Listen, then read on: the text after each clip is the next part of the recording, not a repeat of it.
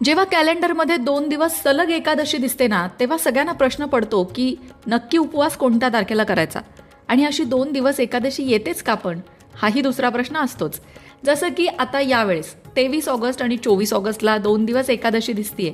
23 ऑगस्टला आहे पुत्रदा स्मार्त एकादशी आणि 24 ऑगस्टला आहे पुत्रदा भागवत एकादशी.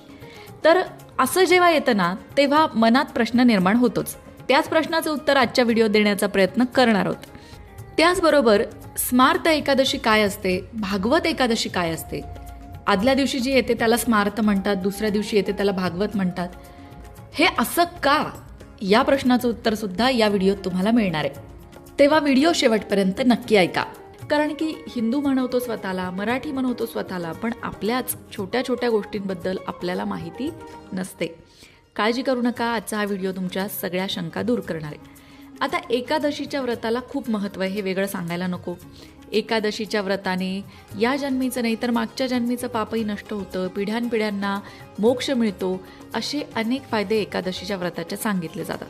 पण ही एकादशी जेव्हा 2 दिवस येते, स्मार्त आणि भागवत, तेव्हा त्यामधला फरक मात्र आपल्याला माहीत नसतो. सगळ्यात आधी बघूया स्मार्त एकादशी म्हणजे काय. तर दशमी संपून एकादशी सुरू होताना त्या तिथीने सूर्योदय पाहिला नाही, पण तो दिवस नव्या तिथीच्या नावे सुरू झाला असेल तर त्याला स्मार्त किंवा दर्श असा उल्लेख केला जातो. म्हणजे काय, तिथी सुरू झाली पण तिथीशी संबंधित व्रत सूर्योदय पाहिलेल्या दिवशीच करायचं, या संबंधित सूचना असते आणि म्हणून ती स्मार्त एकादशी. आता तुमच्यापैकी काही जण म्हणतील, कळलं रे बाबा आम्हाला काही, म्हणजे नक्की म्हणायचंय काय तुम्हाला? मला असं म्हणायचंय की जर सूर्योदयाला दशमी संपली तर दशमीचा क्षय होतो आणि सूर्योदयानंतर दशमी संपली तर त्या दिवशी एकादशीचा क्षय होतो.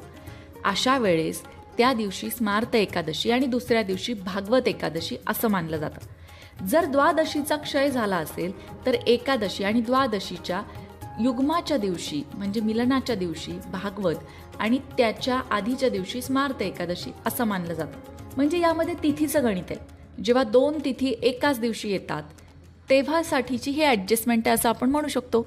आणि सगळ्यात महत्त्वाचं, सूर्योदयाशी याचा संबंध आहे.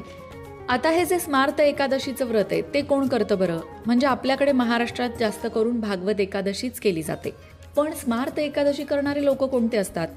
जे लोक वेदांना, श्रुती, स्मृती, पुराण यांना प्रमाण मानतात, ज्यांना वैदिक धर्माचं ज्ञान आहे, ते स्मार्त एकादशी करतात. थोडक्यात ऋषी, मुनी तसंच कर्मकांड करणारे योगी स्मार्त एकादशी करतात.